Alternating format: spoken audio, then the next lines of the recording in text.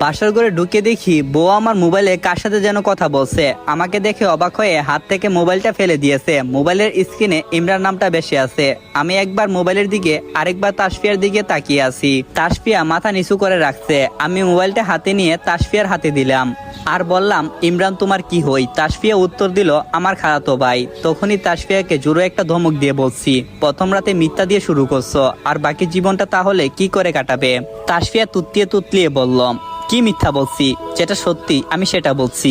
ইমরান আমার খালাতো ভাই। আমি বললাম, ঠিক আছে, তাহলে ইমরানকে কল করো, আমি ওর সাথে কথা বলবো। তারপর দেখি তাসফিয়া আমতা শুরু করছে। আমি ওর দিকে তাকিয়ে বললাম, কি হলো তাসফিয়া, কথা বলো না কেন? তাসফিয়া বলল, সরি মিথ্যা বলার জন্য। সত্যি বলতে ইমরান হলো আমার বয়ফ্রেন্ড। আজকে অনেক কান্না করতেছে, তাই ওকে কল দিয়ে সান্ত্বনা দিয়ে দিচ্ছি।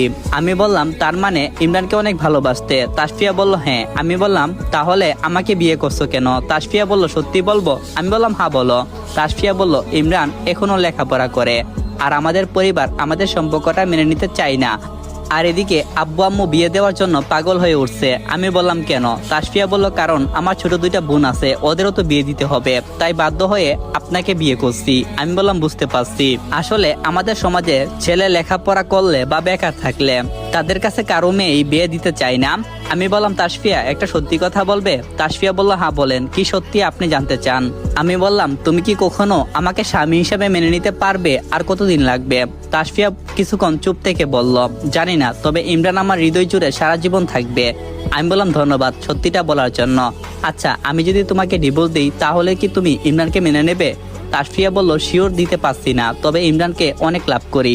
আমি বললাম, ঠিক আছে, ইমরানের সাথে তুমি কথা বলো, যদি ইমরান তোমাকে মেনে নেই তাহলে আমি তোমাকে ডিভোর্স দেবো। ডিভোর্সের কথা শুনে তাসফিয়া আমার দিকে হা করে তাকিয়ে আছে, মায়াবী চোখটা যেন আমাকে গিলে খাচ্ছে। তাসফিয়া বলল, বাসর রাতে ডিভোর্স নামটা নিলেন? আমি বললাম, হ্যাঁ, কারণ তুমি কখনো আমাকে স্বামী হিসাবে মেনে নিতে পারবে না। আচ্ছা, ওই পাশে শুয়ে পড়ো, আমি এদিকে শুয়ে পড়ছি। আর হ্যাঁ, ইমরানকে কল করো, ওর সাথে কথা বলো, আমি জানতে চাই ও কি চাই, সকালে আমাকে তা বলবা। তাসফিয়া বলল, হ্যাঁ। এখন কি ইমরানকে কল করতাম? আমি বললাম, হ্যাঁ এখনই করো, কারণ এখন কল করলে ইমরান তোমাকে সত্যি বিশ্বাস করবে। আর শুভরাত্রি বলে ঘুমানোর ভান ধরে শুয়ে পড়লাম। তাসফিয়া ইমরানের সাথে কথা বলছে আর কান্না করছে। ইমরান তাসফিয়াকে সবকিছু বলতেছে। হঠাৎ করে তাসফিয়া খাটের উপর থেকে নেমে বারান্দায় চলে গেল। আমি চোখগুলো বন্ধ করে ঘুমানোর মতো শুয়ে আছি। আরে আমি তো আমার পরিচয়টা দিলাম না। আমি হলাম আল মোহাম্মদ সৌরভ, একটা কোম্পানিতে চাকরি করি। আব্বু চাকরি করে আর আম্মু বাড়িতেই থাকে। বড় আপুর বিয়ে হয়েছে, ওনার বর সরকারি চাকরিজীবী। এখন অনেক ঘুম পাচ্ছে, বাকি কথা সকালে বলবো। পুরোনো স্মৃতিগুলো খুব করে মনে পড়ছে, কখন যে ঘুমিয়ে গেছি ঠিক মনে নেই। সকালে ঘুম ভাঙছে ফজরের আজান শুনে। ঘুম থেকে উঠে ফজরের নামাজ পড়তে গেলাম। নামাজ পড়ে এসে দেখি তাসফিয়া এখনো শুয়ে আছে, পরনে গয়নাগুলো এখনো খুলেনি, চোখে যেন কালো দাগ জমে গেছে। বুধই সারা রাত কান্না করছে। আমি কোনো কিছু না বলে ওর গায়ের উপর চাদরটা টেনে দিয়ে শাওয়ার নিতে চলে গেলাম। শাওয়ার শেষ করছি, কিন্তু ভুলে সঙ্গে করে আমি আমার টাওয়ালটা নিলাম না। একবার শুধু বলছি আমার টাওয়ালটা, বের হয়ে দেখি তাসফিয়া টাওয়ালটা হাতে নিয়ে দাঁড়িয়ে আছে। আরে তুমি আমার টাওয়ালটা নিয়ে দাঁড়িয়ে আছো কেন? তাসফিয়া বলল, বারে তাতে কি, আপনি ভুল করে টাওয়াল ফেলে গেছেন তাই। আর যদি কোনো কিছু মনে করেন তাহলে যেখানেটা সেখানে রেখে দেই। আমি বললাম, মনে করার কি আছে, দাও আমার কাছে টাওয়ালটা দাও। টাওয়ালটা হাতে নিয়ে তাসফিয়াকে জিজ্ঞাসা করছি, তাহলে আমাদের ডিভোর্স কবে হবে? তাসফিয়া আমার দিকে তাকিয়ে অবাক দৃষ্টিতে। আমি বললাম, আমি আবারও বলছি, ইমরান কি তোমাকে মেনে নেবে? যদি তোমাকে মেনে নেই তাহলে আমি তোমাকে ডিভোর্স দেব। তাসফিয়া বলল, হ্যাঁ নেবে, একটা সমস্যা আছে। আমি বললাম, কি সমস্যা? তাসফিয়া বলল, ইমরানের পড়ালেখা এখনো শেষ হয়নি, 9 মাস সময় লাগবে।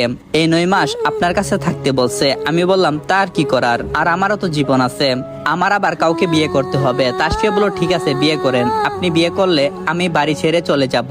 আমি বললাম, আমরা ডিভোর্সের জন্য অ্যাপ্লিকেশন করব, যতদিন ডিভোর্স না হবে ততদিন তুমি এই বাড়িতে থাকতে পারবে।